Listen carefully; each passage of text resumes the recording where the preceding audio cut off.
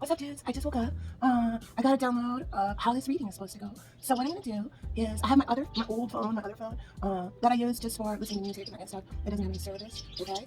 Okay, I'm totally challenged. So anything I say is part of the message. Yeah, but already. So this message, dudes, is brought to you by Trey the Explainer, Spirit, yep, and On Him. All right. So what I'm gonna do is I'm gonna order the message and clean up this mess. I have a mess of cards all over my coffee table. And show you just whatever shit I want you to see. All right, so let's do it. There we go. There's the coffee table. I'm getting in the stand. Let's get a bigger bill. There's a whole thing. See, yeah. All right, so I'm gonna get my other thing started. All right, here we go. Anything I say is part of your message? Spirit says turn it up. All right, look at this, dude. It's 10 Pentacles. Okay, we put it on pause. Yeah, Spirit's been working on this for a really long time. This is a top tier big hand club. We got a big fortune coming in. Okay. It's taking a minute, dude. Yeah, there's like, Here we go. Oh, this is the person that needed to adjust their filter, dude. Yep. They weren't hearing everything right. Yeah, and then they adjusted their filter. Now they have perfect service. And then I think, shit. Yep, I see it. All right. Galloping horses. Hello there, guys. Welcome to another installment of Trey the Explainer. The way human history is often taught in classes now can seem boring. Centuries of history can now boil down to social and economic trends and major cultural shifts. Don't get me wrong. Culture is important, but it remains the moon over Miami and lives humanity. They lack any kind of agency or individuality. A lot of people walk away with the idea that people in the past were simple. That's not what it was like at all. History was built on the lives of millions of individual people, not just Julius Caesar, but Serious Caesar Copper, an orphan child who watched him ride by in a backyard. The Chinese rice farmer, thousands of miles away, who lived at the exact same time but would never hear the general's name. The person weaving baskets on the other side of the globe. All their lives were emotional, complicated, messy, and at times very beautiful. Humans, as far as we can tell, have always been, well, human. Every single one of them had that spark of humanity. They loved, they hated, they told the truth, they lied, they could be cruel, they could be cool, they could be goofy, they could be dorky, and above all else, they grieved. Every time I see a human skull, and I do this quite often, I often wonder what kind of dreams swirled around in it. Believe me, humans have not changed much over several thousand years. I think that nothing illustrates this fact better than when you look at ancient cities like Pompeii, where archaeologists find is not the refined speech of historians, but the common everyday gossip of the countless nameless people who never got so much of a mention in the books of history. They offer a rare glimpse of the entire ordinary and mundane life of the average person, filled with incredibly endearing, dirty jokes that are still relevant to the person being relevant 2,000 years later. You will find quotes like this: "Weep, girls, my penis is giving you up. It now penetrates men's behinds. I know that your grace is buttering you." I screwed a lot of girls here. Oh, cruel Lagos, why do you not love me? Okay, these ones are pretty cute. If anyone does not believe in Venus, you should gaze at my girlfriend. Hectus, baby, Mercedes says hello. And of course, who couldn't forget the famous "We Two Dear Men, Friends Forever." We were here. If you want to know our names, it was Gaius and Aluus. Can we just take a moment to appreciate the fact these two bros felt the need to eternalize their best romance forever? Oh, find yourself a friend like that. These are all translated quotes that wouldn't be out of place on a modern day social media platform if we just changed the names a little bit. 1, 2, 3, 4. Hey, hey. Atop the Hagia Sophia in Constantinople, Greek inscriptions still remain on the parapet. The inscription was 1,100 years old. It was initially suspected it served as sacred religious important, but a translation revealed a writing that said Halfdan caused these ruins. But really it said Halfdan was here. It was a Viking named Halfdan who was hired as a guard and grew tired of his guard duties and decided to write his name on a nearby stone, only for us to discover it centuries later. I don't think this will be a surprise at all, but this type of "I was here" graffiti is pretty much universal to all humans. The tomb of Ramses VI has Yelp reviews written on the walls. I visited it, and I didn't like anything except the sarcophagus, the oldest Yelp review in history. This writing, this is an inscription I wrote with my own hand. My hand will wear out, but the inscription will remain. That aged very well.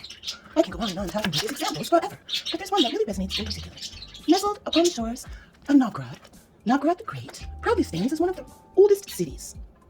It is believed that Novgorod was founded in the 800s AD to facilitate trade routes to the Vikings to the far north.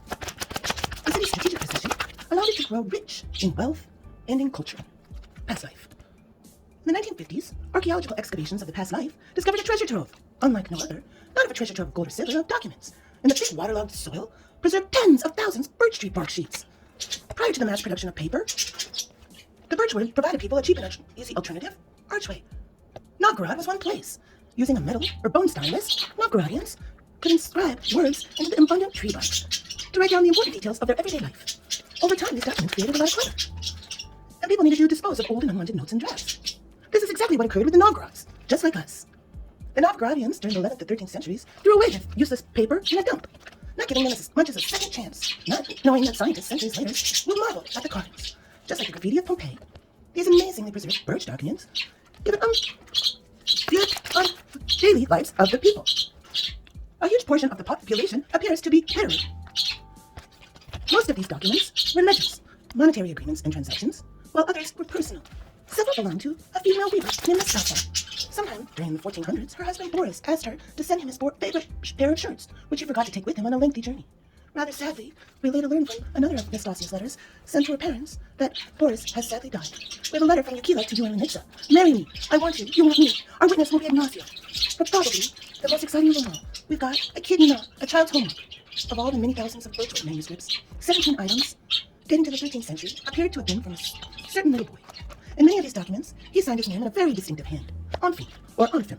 Onfim was a Novgorodian boy. Due to his handwriting, he was somewhere between the ages of 6 to 8 years old at the time. 800 years old, Novgorod alphabet was being recorded. His writings were almost definitely homework lessons and exercises given to him by his schoolteacher. Although Onfim writes, he drew 12 of the 17 pages containing illustrations. Onfim sketched dozens of small characters and made most stick figures. His friends, his teacher, and maybe even his parents.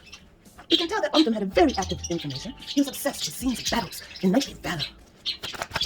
He had apparently begun to write out the first 11 letters of the alphabet, only to get bored and doodle an adventure of a man riding on a horse. He had slain a foe with a long lance. Onfim wrote his name next to a mountain figure. Onfim was in fact envisioning himself as a warrior, hinting at his dreams of someday becoming a knight. On the back of another one of his assignments, Onfim drew a fantastical creature with a long neck and cat-like pointed ears and a curly tail. I am the wild beast. Aha, suggesting the doodle is an imaginary self-portrait, of course. Onfim either has a long forked tongue or inspired like a dragon. The text box or a speech bubble next to it says, "Greetings from Onfim to Daniel." A message, perhaps, meant for one of the boy's friends. It's a character fighting an eldritch abomination of some kind, with only to eat him. Or a priest clutching a poisonous snake. Even the archaeologists aren't quite sure. Lord, help me from Onfim. Although these sketches might have angered the instructor, they reveal a lot of the endearing and adorable things about Onfim. I am reminded of my own middle school doodles, inspired by aliens and dinosaurs that I inspired in my congregation, while I daydreamed during a long and somewhat boring day of classes. We're breaking big bad. Yes, it's bigger impact. Daydreaming during a long and somewhat boring day of classes. Whatever happened to Onfim? We will probably never know. As far as we can tell, all we have of this artistic genius is a few scraps of paper, and nothing more. And after that, he disappears from the birchwood records and our limited view of history. Did he become a brave knight as he dreamed? Did he ever grow up and get married? Did he finally master his understanding of the alphabet? The dating of the writings are somewhat unclear, as there is a certain degree of error. Some studies suggest they are made around the 1220s to the 1230s AD, while others suggest a couple decades later, in the 1260s. The final thing is, depending on the date and age, Onfim might have grown up to fight in one of the craziest battles in military history, the Battle on the Ice, where the Prince of Novgorod, Alexander Nevsky, defeated the evil order of the Teutonic Knights. The battle was literally fought on the top of a frozen lake. Onfim could have been in his teens or early 20s at the time. He might have served as a squire or a knight in conflict. Maybe, it's also possible, he might be born after. Whatever the case, we will never likely know. It's possible that Onfim had never clued that his writings would be brought up after his death, using magic to bring them back alive. There may be more of these birchwood texts still buried under the clay. Maybe we have not seen the last of this young kid. The story of Onfim makes me feel this very specific, hard-to-describe emotion. Sonder. The realization that each passerby is living a life as vivid and as complex as your own. Every human that has existed on this planet had their own dreams and complex emotions. They are just like you and I. And most we will never get the chance to know. All the faces they ever were have disappeared, lost in history. It's only pieces through tree bark and scratch of history on the wall, golden records, that these stories are preserved and passed down to us and preserved over the vastness of time. Ordinary people, living ordinary lives, never knowing their works would survive. And with that, thank you so much for watching. I hope you have an amazing day. Easy to see your ESP. Extra special person for me.